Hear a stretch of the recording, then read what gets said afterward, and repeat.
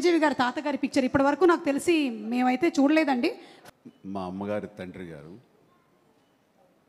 రాధాకృష్ణ నాయుడు. ఆయన నెల్లూరు వాసి, కానీ మొగల్తూరులో సెటిల్ అయ్యి అక్కడ స్టేట్ ఎక్సైజ్ ఇన్స్పెక్టర్గా రిటైర్ అయ్యారు ఆయన. అండ్ ఆయన నీకు ఎవరు పోలికలైనా ఎవరి బుద్ధి అని రావచ్చు, కానీ ఆయన బుద్ధులు మాత్రం రాకూడదురా అనేవాళ్ళు. ఎందుకంటే ఆయన రసికుడు.